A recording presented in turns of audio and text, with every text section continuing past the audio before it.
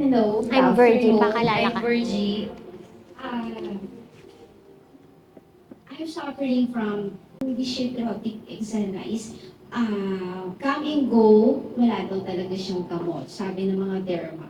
So, nag-flare up yung eczema ko nung pandemic kasi sobrang strong yung alcohol.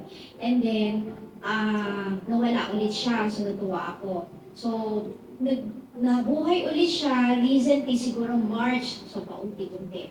And then, napapansin ko parang, sabi ko parang dumadami yung sa kamay ko. Sabi ko ganun, makate, sobrang kate. Sobrang kate. As in siguro, stress ka, may konting stress ka, pero natitrigger lalo dahil so, may nakikita ka sa kamay mo, nararamdaman mo. Sabi mo, ano kaya kung, yung feeling mong hindi ka na makatulog kasi ang kati sobra. Andiyan yung antihistamine ko, yung mga Steroid. reseta ng derma. So wala rin, nag-steroid na nga ako from Doc Jello.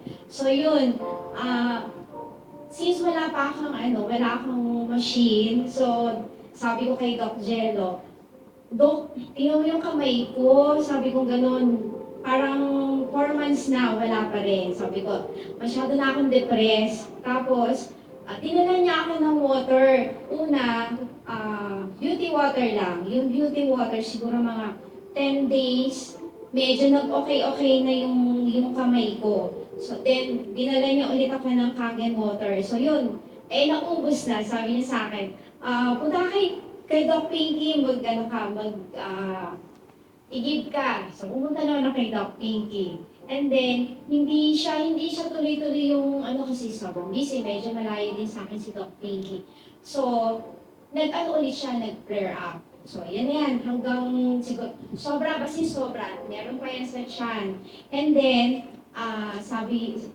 parang, sobrang depressed ko. Sabi ko, parang yung, nandiyan na yung, nag-decide na ako kahit, syempre, alam naman natin na medyo, may kamahalan yung machine. Pero sabi ko, sige, go na kasi parang siguro, this is the time na sabi ni Lord, eto na yung sagot mo, wala ka ng, hindi na umaano yung mga medicine sa'yo. So, nag-go na ako. So, ngayon napansin ko sa kamay ko, 1 month na daw. 1 month ko na siyang, strong acid lang po yung gamit ko. Talagang chinaga ko siya. Pero meron pa rin akong tinitake. Pag sobrang kate, nag-a-antihistamine pa rin ako. Tapos may mga support pa rin ng ointment. So, kailangan. So, lahat ginawa ko. So, as of now, eto na siya. Yay! 1 month. Kaya lang po siya. So, talagang thankful ako kay Candle. Sobra.